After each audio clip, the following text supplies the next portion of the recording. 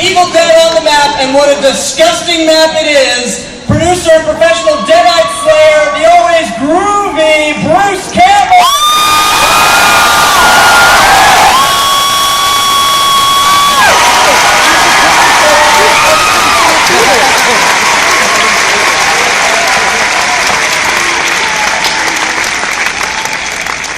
Yeah, looking good, Bruce, and snappy.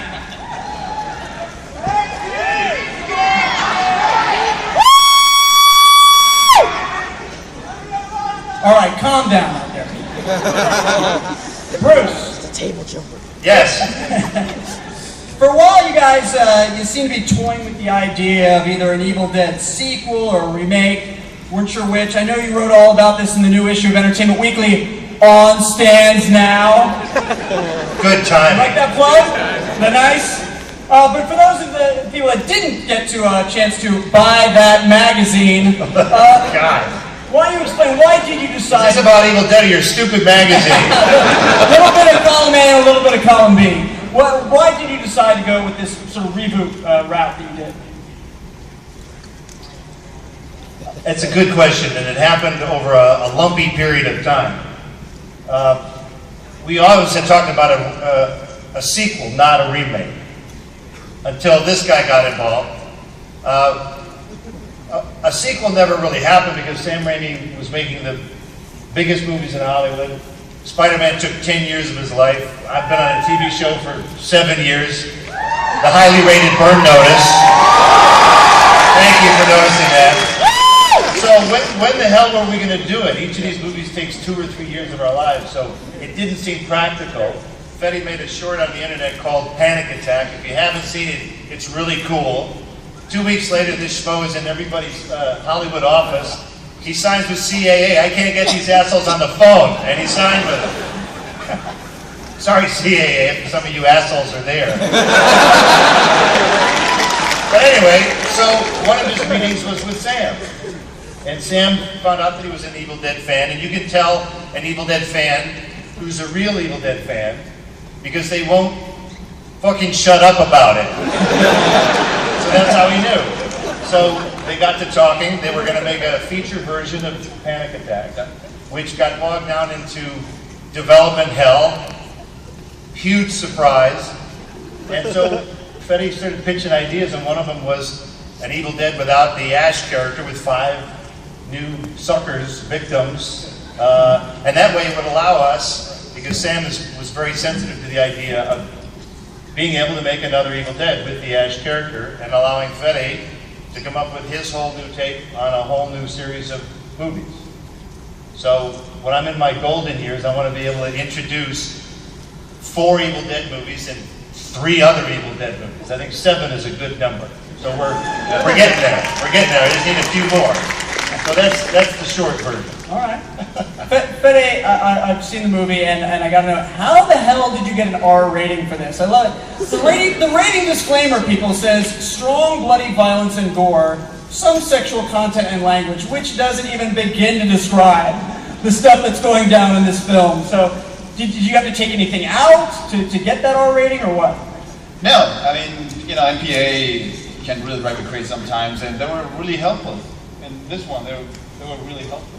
They were very precise about what was the problem, with the movie. Like if we were going to, based on the script, they would say like, well, that scene, they're a little bit too disturbing, as you can witness it. And so we never had to get rid of anything, which is the good news. They would just treat 5 frames and we got an R rating. So we standing right on the line, and that way, this is definitely by far the hardest R rated movie out there. I think they interpreted the carnage and mayhem as exuberant. Yeah. Rather than like torture porn, which makes you want to go back to your room and kill yourself. You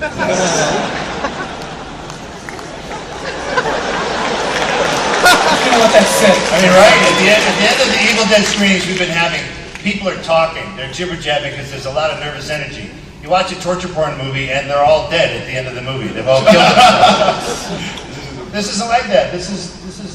There's always a hero in an Evil Dead movie, right? Like the difference between this movie and other horror movies, I think, is there's always, instead of the characters being just victims, somebody always going to take a stand at the end and going to fight back, which is always awesome to watch. Yeah. Well, hero or not, I mean, Jane, the amount of abuse you take in this film is just absurd. I mean, did this bastard Fede apologize to you while he was drenching you in blood and stabbing you and having you molested by vines and whatnot? I don't know. There was no apology. Do you want to apologize right now? When public apologize. No, I mean, we're still friends, so that means something. Give me your worst day on set, Jane. Give me us a little insight to your worst day on set. I think the hardest thing I did in this movie was get buried alive. Oh, big deal.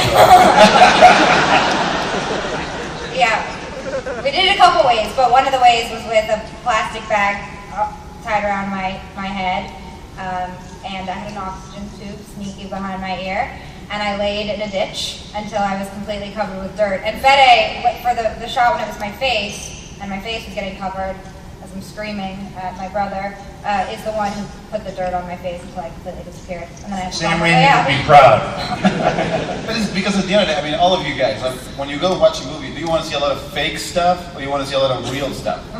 I want to see real stuff. I don't want to see people faking it. Oh, I'm scared. Oh, I'm scared. And they're not really scared. I think at the end of the day, they were not faking it. They were, everything you see in the camera is like pretty real. What you see on the screen, right? That's the whole point. No actors will ever work with you again. Just human beings. Jessica, you didn't get off easy either. I mean, you've been around, you've done plenty of TV and movies, but have you ever had to cut, half your face off as any of those roles that have been part of the job description? No. I have done a few horror films, but this was probably the most extreme physically that I had to do. It was really tough and grueling, but really worth it. It looks incredible. How do you research cutting your face off with a piece of glass? Trial and error, Yeah, you don't. We actually had a movement specialist come in and teach us all how to move like zombies and contort our bodies in interesting ways, and that was very helpful. I love Lou. Look at Lou sitting here looking all innocent. Dude, we've seen the trailer. You're the one messing with the Book of the Dead. You're writing down notes, you're scribbling, incantations, you're reciting incantations. Like, this is all on you, man. This is all on you. I'm glad I had a Latin dictionary with me. It was really helpful to kill everyone. Well, you grew up in New Jersey, so clearly you've seen some scary shit. I can say that because I live in New Jersey, so that's all right. But were you prepared for this level of carnage when you signed on for this? No, I didn't know what I was getting into, but I was really happy to get into it. I've been a fan since I was 15, and watching these things when you're 15 years old, watching Bruce Campbell be amazing, and my favorite was Evil Dead 2, but now after watching Evil Dead 1 so many times, to not screw this one up for me, I have fallen in love with that one, and I just think it's one of the best trilogies, cult trilogies that we have, so why not make it awesome again? Hold on.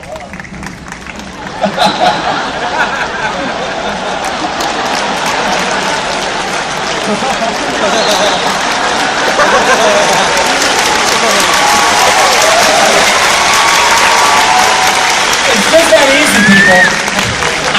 Keep that in mind during the Q&A session, all right? You might get a little something. Shiloh, are you able to watch this movie without closing your eyes? I mean, be honest now. Don't lie to me.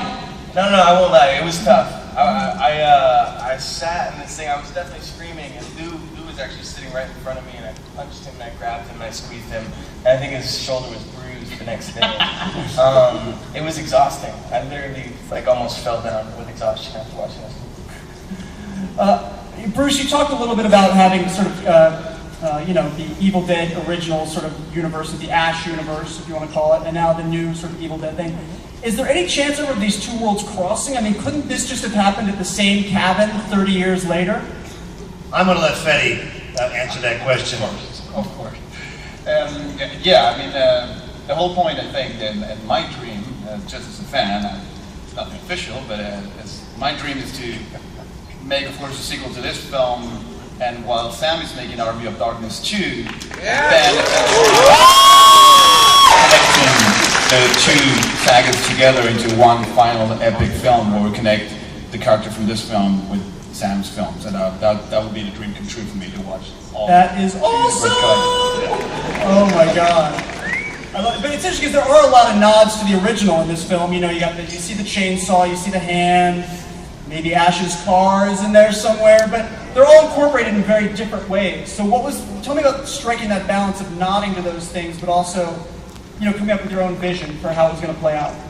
But the whole challenge was making a film for two audiences at the same time. The fans of the original and the new audience that never heard about the original film, right? There's a new audience out there of younger people that probably never heard about the original Evil Dead. It was very important for us to make the movie for both of them. So that's why we took some elements from the original films, just as a fan, I just could stop putting those in, you know, like it's just, there's so many elements of the original film that are in this one. But at the same time, we want to create a new film that, if you haven't seen any of the original, it will work for you, and you're not going to feel like you're missing out on things, right? So it was a challenge to strike the balance, but we put a lot of things from the original film. I couldn't help it. Jave, you guys were talking, Fede was talking sort of about so many effects are done on computers these days, and when you look at this film, it's so old school. It looks like it was done on the spot as opposed to post-production, and I love that old school feel, but I can't imagine it was fun to, yeah, right? So much better, so much better, so much scarier. We love it, but I can't imagine it was fun to like barf out geysers of blood all over people, or maybe I'm wrong, maybe it was, maybe you loved it. Sometimes it was fun, and sometimes, I mean, I guess it depends on what your definition of fun is, but when I projectile vomit all over this beautiful woman's face, that felt pretty weird. It's like this huge tube of probably an Jane, inch and a half explain diameter. exactly how that works, how you shove that tube up your mouth first. Explain how that works. Yeah, a tube, really thick tube that's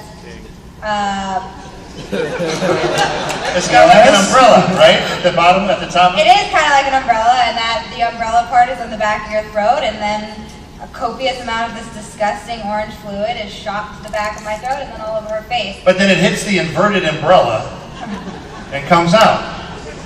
Yes. Well, you shove an umbrella down your throat and then you pump it back out. I thought it was very ingenious that Benny, you came up with that crazy design. Yeah, I had a lot of fun creating those.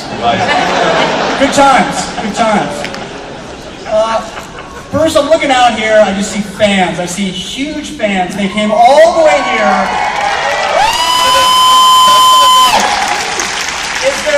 Is there any chance that you have something, you know, special for them? Maybe a special video of some sort that we might be able to show? Yes, we do.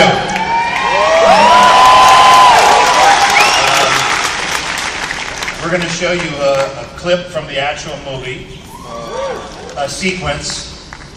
A rather horrifying sequence, so if any of those little brat kids snuck back in,